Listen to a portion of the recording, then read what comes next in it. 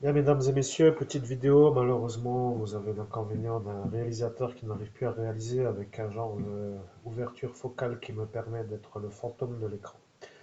Ce que je veux dire est simple à comprendre. Je suis l'homme qui attend l'argent pour partir, pour dire que j'attends mon argent. Vous comprenez, j'attends de récupérer l'argent que vous avez volé lorsque moi j'ai travaillé. Et ça est maintenant ce que je transmets.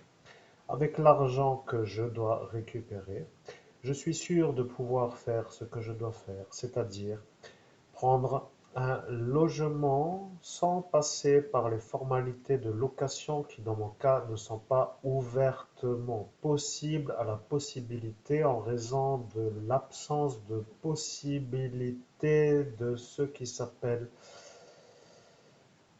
les papiers administratifs, pour faire simple et compréhensible. Une fois dans un logement adapté à la hauteur de ma personne, je pourrais acheter un véhicule pour faire les allers-retours qui m'empêcheront de passer trop de temps dans le bus, pour dire d'une manière journalière, depuis 2015.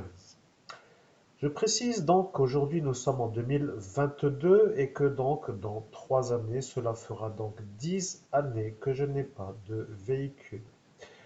Je marche tous les jours et je prends le bus et je marche à pied et je fais tout le travail d'un homme qui fait les courses pour se nourrir parce que ça prend le temps. Bien entendu, un bon caddie sur l'épaule est toujours mieux que d'avoir 10 petits sacs pour faire un caddie, mais avec le détail du temps d'aller et de retour, avec le caddie qui fait 10 petits caddies, nous avons tout simplement la journée. Alors, ne voulant pas faire tout simplement la journée pour faire les courses, je fais tous les jours un petit caddie.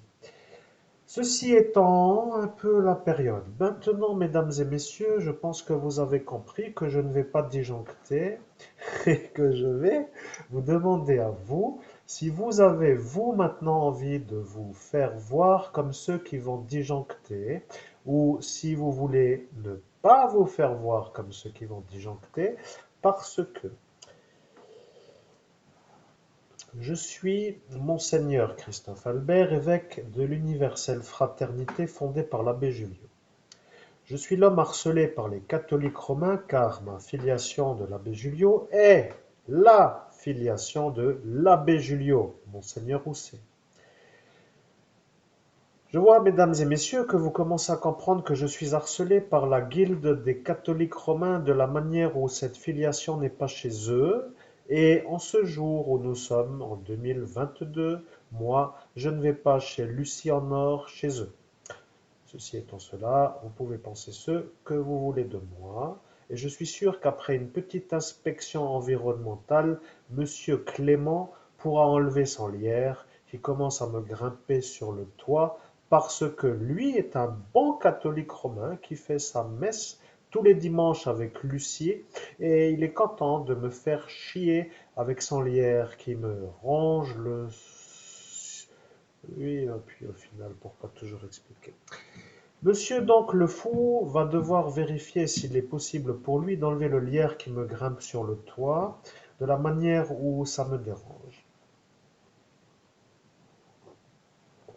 Ceci ne vous dérange donc pas trop, mais moi ça me dérange, alors je le dis, puisque vous m'avez dit dans la soirée d'Ascension du 17 mai 2017 de dire ce qui me dérange et qu'après vous analyseriez ce qui me dérange pour dire que si c'est vraiment dérangeant, que vous alliez peut-être vous y mettre. Alors peut-être étant encore une fois possible, possible, n'étant pas trop autrement que probablement improbable, cela voulant dire que c'était probablement la chose à dire pour que je me calme à l'instant où vous l'aviez dit à cet instant.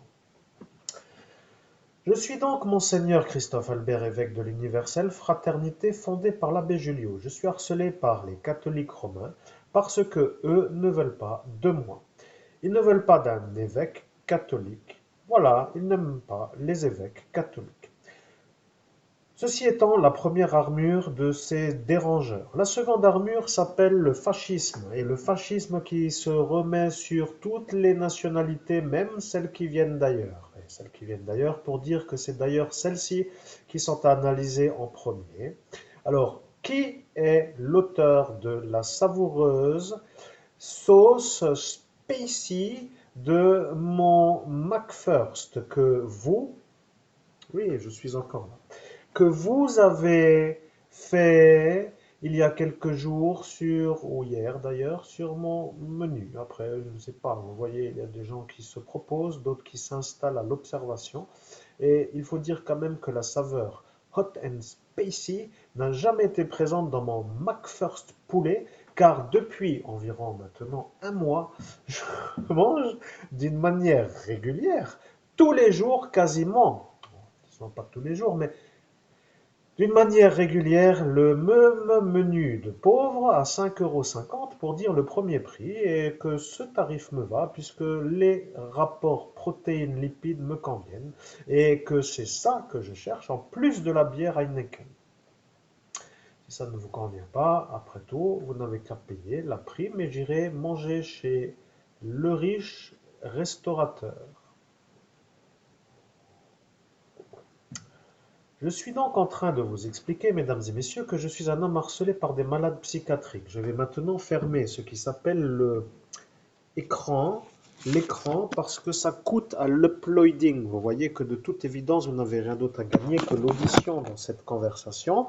Et voilà que l'audition est tout aussi bonne et que le message est tout aussi beau et que pour moi, l'upload se fera plus vite. Et c'est ça qui est dans les vidéos noires, parce que souvent, les vidéos noires sont aussi belles que ceux qui sont en lumière, puisque l'important est le message.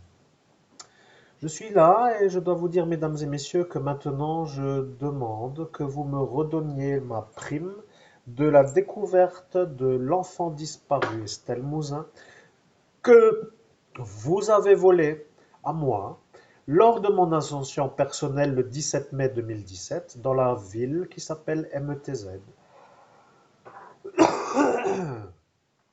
Code postal 57 000, France.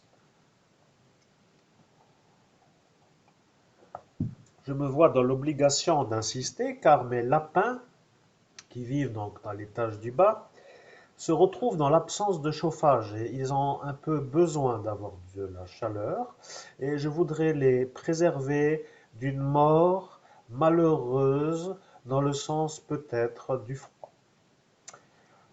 Ceci n'arrivera peut-être pas, mais dans l'hypothétique hypothèse, eh bien, je dois vous dire qu'il est lent à la détente, le temps de détendre. Vous voyez, il est l'heure de payer, pour dire la chose, parce que ça commence à me déranger. Et maintenant que vous savez que ça me dérange, je vous demande de me redonner mon argent. Vous êtes donc en train de comprendre qu'après avoir encaissé l'argent, qui est pour moi, puisque c'est moi le médium qui a découvert le cadavre, je serai capable de ne plus être vu comme une genre de merde par des merdes. Vous comprenez? Parce que ceux-là qui sont les fous, utilisés par le fascisme, qui se permettent d'être là pour m'empêcher de réussir, en sachant que s'ils sont condamnés, qu'ils ne le seront pas, et que de ne pas l'être ne peut pas faire avoir ceux qui les utilisent, se mettant tout simplement à la certitude de ne jamais être condamnés, se sentent en ambition absolue de me détrousser de tous mes biens prioritaires, c'est-à-dire les biens prioritaires. Bien, maintenant, mesdames et messieurs, que les choses soient claires entre vous et moi, je ne suis pas votre ami. Je dois vous le dire parce que mon médicament qui devrait m'éviter une pathologie lourde n'est plus là. Je ne suis pas l'ami des fascistes clandestins dans la gendarmerie nationale et ce Dattilo n'est pas mon ami. Que les choses soient bien comprises et que ce Boumekik n'est plus mon ami. Que les choses soient bien comprises et que ce Fabing n'est pas mon ami. Que les choses soient bien comprises et que leur stratégie de faire pour dire de faire a été vue comme une stratégie qui pourrait être vue comme une sorte de préméditation de me faire l'ennui. Bon, après, vous pouvez toujours raconter que vous n'avez pas fait trop le déchargement, mais si mon médicament était là, je serais maintenant heureux de pouvoir m'automédiquer pour ne pas être dans le futur peut être obligé de me faire la pathologie lourde du soin. Et ce dactylo a dit, eh bien ce Français ne fera pas autrement parce que c'est moi qui le fais. Et voilà ce qu'il a dit, et qu'il a dit, qu'il a dit, et qu'il a dit. Et maintenant, si vous avez dit que ce n'est pas vrai, après tout, eh bien, vous pouvez toujours raconter ça à qui vous croira. La vérité étant maintenant celle-ci, comment allez-vous vous dire que vous avez entendu le rapport des États-Unis sur la manière où vous avez décidé de ne pas opter pour le THC et de basculer sur le CBD pour faire la guerre à l'Algérie, comme le veut ce Arnaud? Alors, vous qui êtes là à cet instant et qui écoutez et qui commencez de nouveau à vous dire que ça vous ennuie, eh bien sachez que moi, je suis le plouc à ces ploucs. Vous voyez, le naze à ces nazes. Et ça me dérange de voir tout ce cortège d'abrutis qui